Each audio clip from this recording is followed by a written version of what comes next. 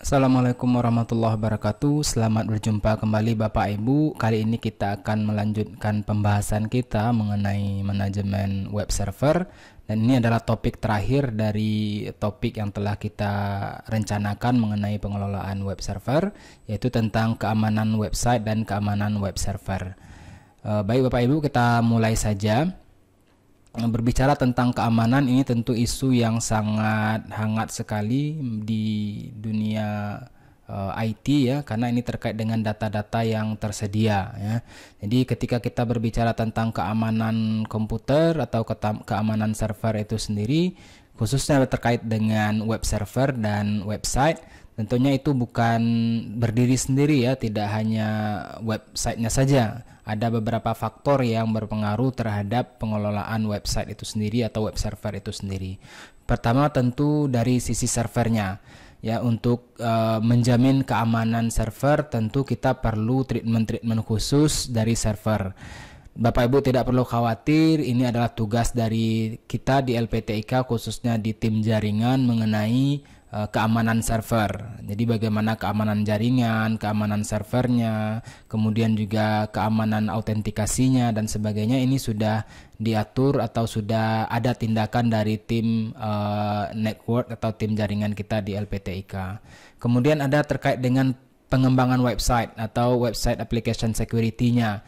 Ini juga perlu sekali kita highlight, perlu sekali kita bahas mengenai ini, karena banyak sekali kasus-kasus penyerangan atau keamanan terkait dengan website ini karena aplikasi yang tidak baik atau aplikasi yang dikembangkan tidak memenuhi standar yang sudah dibuat untuk keamanan website itu sendiri, ataupun nanti ada kesalahan-kesalahan konfigurasi atau miskonfigurasi ya, ataupun nanti ada beberapa aktivitas-aktivitas yang bisa membahayakan website kita atau web server kita. Kita akan bahas lebih detail ini nanti Bapak Ibu. Dan terakhir tentu ini tidak terlepas dari penggunanya ya. Tentunya setelah sistemnya baik, servernya baik, aplikasinya baik, kalau seandainya usernya juga tidak aman, tidak menerapkan protokol-protokol keamanan dalam memanfaatkan layanan website, tentu juga sistemnya juga menjadi tidak aman Bapak Ibu. Jadi semuanya, ketiga-tiga aspek ini harus berjalan seiringan, harus dipertimbangkan aspek security-nya untuk masing-masing aspek ini. Kita lihat lebih detail Bapak Ibu untuk pembahasan mengenai ini, mengenai server security ya. Ada beberapa masalah atau beberapa hal terkait dengan keamanan server itu sendiri. Pertama tentu keamanan fisiknya ya. Fisiknya aman, baik dari akses orang ataupun dari aspek-aspek non teknis seperti ada gempa ataupun ada gangguan kebakaran dan sebagainya, atau bencana-bencana lainnya, ataupun akses dari orang atau manusia ke akses fisik dari server kita. Ini sudah dibatasi sekali. Kita di LPTIK juga tidak membiarkan orang dengan mudah masuk ke ruangan server kita, tidak untuk mengakses fisikal server kita. Jadi ini sudah ada protokol kita di LPTIK untuk menjamin keamanan fisiknya. Kemudian juga untuk keamanan networknya atau jaringannya, kita juga sudah punya protokol sendiri atau kebijakan sendiri terkait dengan keamanan jaringan ini. Ada keamanan aplikasi yang digunakan untuk server ya.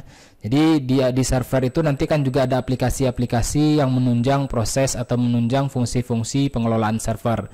Ada juga nanti keamanan dari web server itu sendiri, aplikasi web server. Misalnya Apache-nya sudah ditingkatkan versinya atau sudah disetting sedemikian rupa, ataupun misalnya Engine X-nya sudah diatur sedemikian rupa sehingga aman dan bisa memberikan layanan yang memadai untuk pengguna dan sebagainya. Jadi aspek-aspek ini juga harus dipertimbangkan dalam keamanan. Karena ini adalah tanggung jawab dari kita di LPTIK, maka teman-teman dari tim jaringan dan juga pengelola web server sudah punya treatment tersendiri. Jadi Bapak Ibu tidak perlu khawatir tentang ini. Beberapa serangan-serangan yang sering dilakukan ke server kita atau ke server itu misalnya ada DDoS ya, denial of service. Ini biasanya mengirimkan banyak akses ke sebuah server sehingga server kita tidak lagi mampu mampu lagi menampung atau tidak mampu lagi mengelola informasi yang masuk, sehingga nanti servernya bisa mati. Ya, makanya disebut DDoS ya, denial of service. Kemudian ada TCP attack, ini juga hampir sama dengan mengirimkan paket TCP, jadi tidak perlu lebih detail membahasnya. Ada botnet. Botnet ini adalah semacam bot atau script yang ditanamkan di server sehingga nanti si hackernya atau si penyusupnya bisa mengakses server kita ya. Ada man in the middle attack, ini serangan dengan memanfaatkan kelalaian pengguna, yaitu dengan man in the middle attack. Lebih detailnya ada sesi khusus ketika kita berbicara tentang keamanan tentunya. Ada session hijacking ya, ini juga sering kali menjadi momok bagi bagi pengguna misalnya e-banking ya, e-commerce dan sebagainya, di mana data-data kita tersimpan di dalam sebuah session dan session itu bisa di-hijack, bisa dimanipulasi dan sebagainya, sehingga seolah-olah kita mengakses website yang benar padahal websitenya salah. Ada IP spoofing ya, ada virus dan malware, ini juga harus menjadi pertimbangan kita untuk di server ya. Server kita harus bisa menangani virus dan malware yang ada. Ada Trojan dan rootkit ya. Bedanya nanti Bapak Ibu bisa browse saja apa beda antara Trojan, malware dan rootkit ya. Kemudian kita lanjutkan tentang celah-celah keamanan pada server itu sendiri. Ada beberapa penyebabnya, misalnya ada settingan network yang tidak aman ya. Ini mungkin karena IP-nya yang standar atau tidak ada IP masking dan sebagainya. Banyaknya port yang terbuka dari sebuah server ya. Karena idealnya kan port itu hanya dibuka untuk fungsi-fungsi tertentu. Akses langsung kepada folder-folder penting. Ya, ini juga berarti kita perlu pengaturan permission untuk folder-folder tertentu sehingga tidak bisa diakses dari website kita langsung ya. Adanya aplikasi yang tidak aman mungkin, atau aplikasi yang out of date ya, misalnya PHP-nya sudah lama ataupun Apache-nya sudah versi lama ya, sehingga banyak bug-bug atau celah-celah keamanan yang bisa dieksploitasi oleh hacker ataupun penyusup ya. Untuk itu biasanya kita gunakan firewall ya, firewall untuk menjaga keamanan server kita ya. Kita gunakan IP masking sehingga IP yang diakses oleh umum itu bukan IP kita yang sebenarnya ya. Jadi ini IP masking.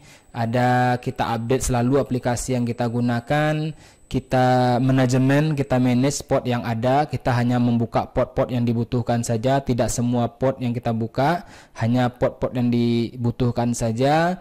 Kemudian kita menggunakan private network, jadi untuk mengakses server Bapak Ibu perlu VPN. Ini juga salah satu antisipasi dari serangan-serangan terhadap server.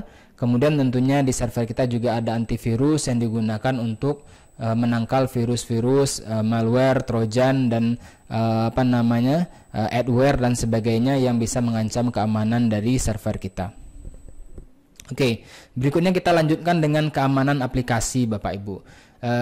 Keamanan aplikasi ini terkait dengan keamanan aplikasi yang kita tambahkan untuk pengelolaan web kita. Misalnya aplikasi yang kita buat sendiri atau aplikasi yang dibuat oleh pihak ketiga lalu diinstal di server kita. Kemudian juga misalnya penggunaan CMS ya, Content Management System, juga itu termasuk aplikasi web. Jadi ini juga ada beberapa celah-celah keamanan yang bisa dieksploitasi. Misalnya dengan menggunakan brute force ya, password attack. Jadi biasanya menggunakan brute force ini sebuah aplikasi nanti akan merun sebuah list username dan password dan mencoba mencocokkan untuk akses di website kita ya.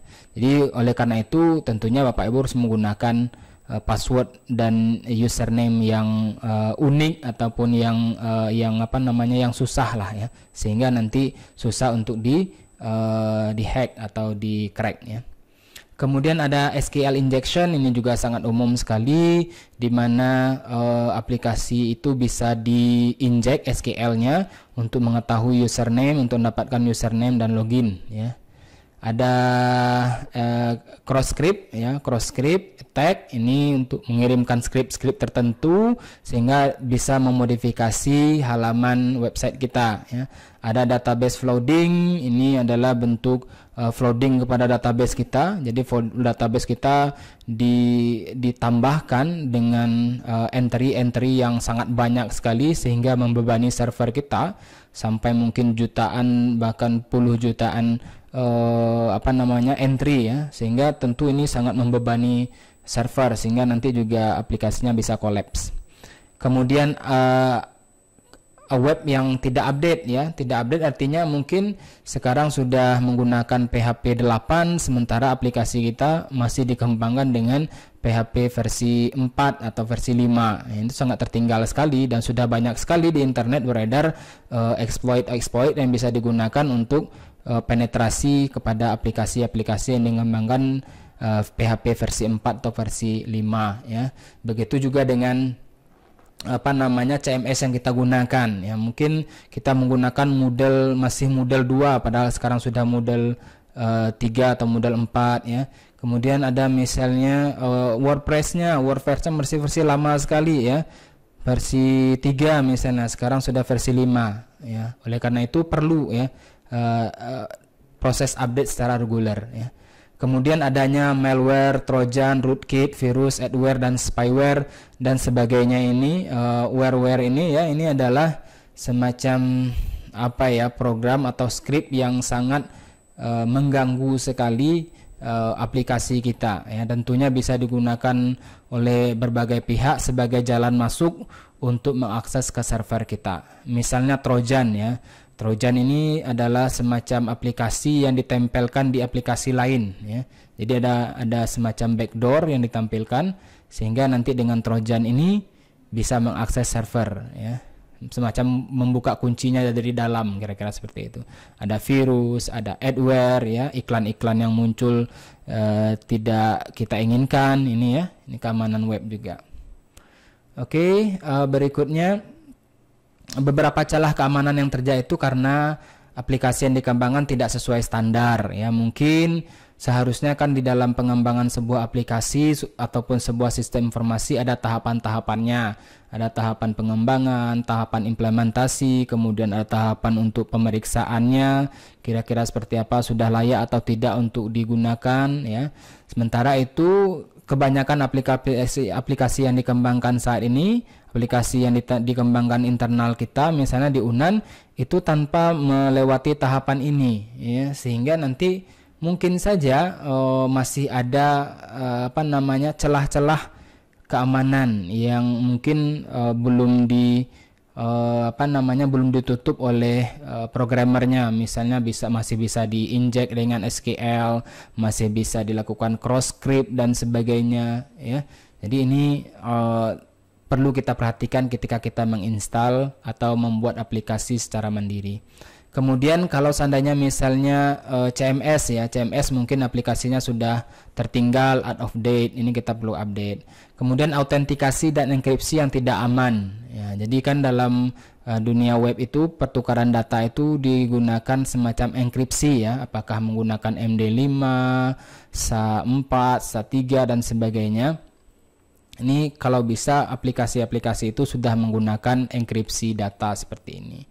Kemudian tentunya miskonfigurasi ya, berarti konfigurasi aplikasi web yang belum optimal. Misalnya meletakkan file-file penting di folder yang mudah diakses. Jadi ada folder, misalnya ada folder backup database ya. Jangan kita letakkan di dalam public HTML. Kalau kita letakkan di bawah public HTML, maka aplikasi itu atau data itu sudah bisa diakses oleh orang luar ya. Kalau kita mau ya backup itu kita taruh di luar public HTML. Kemudian tidak adanya kontrol terhadap file yang diupload ya. Jadi kalau seandainya ada sebuah aplikasi yang memungkinkan kita untuk mengupload data, apakah berupa foto, dokumen, file dan sebagainya, Kalau seandainya tidak kita kontrol, maka akan ada kemungkinan nanti fitur ini bisa digunakan oleh penyusup untuk menguploadkan skrip-skrip tertentu yang bisa diakses ya melalui browser saja. Kalau sudah bisa dieksekusi skripnya, ya artinya kita sudah website kita sudah akan dikuasai oleh penyusup tersebut. Kemudian konfigurasi PHP misalnya yang tidak aman, seperti maksimum file aksesnya yang terlalu besar, sessionnya yang terlalu banyak dan sebagainya. Ini perlu kita atur dengan baik. Kemudian ini contoh, saya contohkan Bapak Ibu di mana kita bisa mendapatkan file SQL ya, file SQL DAM-nya, database dari SQL kita. Kalau kita meletakkannya di bawah public HTML, maka di Google itu otomatis akan mudah untuk dideteksi melalui Google ya. Ini contoh beberapa saya coba masukkan Google Script di sini dengan menggunakan InTitle, kemudian memasukkan key-nya index, kemudian SQL. Maka akan muncul itu beberapa website-website yang meletakkan file DB database SQL-nya di bawah public HTML, dan kita bisa buka dan kita bisa lihat username-nya apa, password-nya apa untuk login. Ini sangat bahaya sekali kalau seandainya website kita seperti ini. Kemudian juga solusinya bagaimana ya, kalau kita mau tadi seperti saya sudah sampaikan, file-file penting, file backup dan sebagainya kita letakkan di root, di luar root ya, di luar public HTML. Kita gunakan password untuk akses direktori penting ya. Misalnya direktori tertentu penting, kita gunakan akses. Gunakan SSL atau TTPS, ini juga penting bagi website-website yang sifatnya mungkin krusial atau penting ya. Kemudian kita berbicara tentang CMS ya. Karena ini mungkin yang paling banyak nanti Bapak Ibu install di web server Bapak Ibu ya. Yang pasti ini yang sangat saya tekankan sekali, jangan pernah menggunakan template ataupun plugin bajakan ya. Intinya tidak ada yang gratis ketika orang membagikannya di internet. Ketika dia membagikan template gratis, artinya di dalam template itu sudah ditambahkan skrip-skrip tertentu, sudah ditambahkan trojan, sudah ditambahkan mungkin backdoor, sudah ditambahkan malware yang tentunya bisa membahayakan website dan server kita. Begitu juga dengan plugin ya. Jangan menginstal plugin bajakan ya.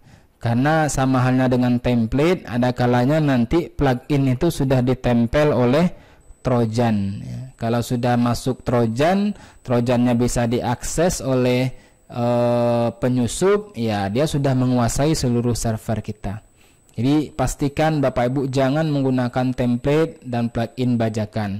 Saya rasa dengan adanya WordPress, dengan web resmi dari WordPress itu, template-nya sudah cukup memadai, plugin-nya juga sudah cukup memadai, tinggal bagaimana kita bisa memanfaatkannya lebih optimal nanti. Mungkin di sesi-sesi berikutnya kita bisa belajar bagaimana optimalisasi fungsi dari WordPress sebagai media CMS kita.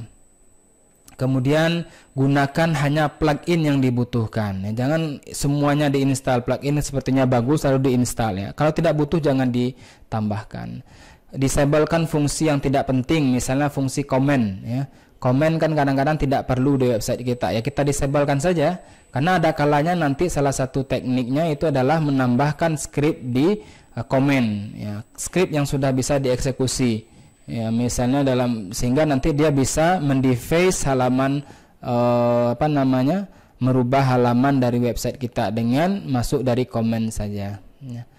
Hindari penggunaan plugin yang mengakses ke folder server secara langsung, ini juga perlu kita pertimbangkan ya. Jangan install plugin yang bisa mengakses ke folder server kita. Aktifkan CAPTCHA untuk registrasi dan login. Nah, ini juga ya. Jadi untuk registrasi kemudian login, kita aktifkan CAPTCHA. Kemudian ini terkait dengan keamanan khusus WordPress ya. Ketika install gunakanlah prefix ya. Jangan gunakan yang standar WP underscore ya. Kalau kemarin saya karena proses installnya hanya untuk demo saja, jadi saya tidak ganti ya prefixnya. Seharusnya ini prefixnya diganti dengan random karakter ya. Jangan gunakan WP yang sudah default, yang sudah bisa ditebak orang. Gunakan username dan password yang aman baik untuk admin ataupun user. bisa buang ya file config sampel di WP-nya. Kemudian permission untuk WP config-nya kita ganti, hindari akses ke HTTPS akses secara langsung. Jika dibutuhkan disable, jika tidak dibutuhkan disable membership ya. Registrasi kita disablekan saja kalau seandainya tidak perlu ya. Comment juga kita disable. Install plugin WP security, ini untuk nanti kita lihat seperti apa WP security ya. Ini salah satu fungsinya nanti ganti nama login ya, WP login kita ganti, batasi percobaan infal. Ini lebih banyak di WP security, nanti kita bahas ya. Kemudian celah-celah mengenai ini ya, kita belum masuk ke sini. Saya coba lihatkan Bapak Ibu ke halaman ini. Saya coba buka web saya sebentar. Oke, WP admin saya. Mudah-mudahan ini sudah bisa dilihat ya. Ya, seperti ini. Ini adalah website WordPress saya yang sudah saya install kemarin. Ada beberapa hal yang bisa kita lihat di sini, misalnya untuk cek keamanan ya, plugin saya bisa tambahkan sebuah plugin. Tadi saya sudah tambahkan di sini ya, WP security. Bapak Ibu bisa tambahkan nanti di sini kalau belum, add new. Kemudian kita tambahkan di sini, kita cari saja WP security. Ya, kalau mau install plugin Bapak Ibu lebih baik dari sini daripada harus mendownload mendownload plugin bajakan ya. Lebih baik pakai yang di sini saja. Rasanya yang di sini juga sudah cukup memadai ya. Kita ambil ini contohnya ya. Salah satu ini sudah saya install. Kalau belum install nanti seperti ini, dia install now. Karena saya tinggal activate ya. Saya activate. Nah, di sini nanti sudah ada fungsi WP security. Nah, seperti ini ya. Kita bisa lihat keamanannya. Kita bisa ganti di sini user loginnya. Ya, alamat user loginnya di sini ya.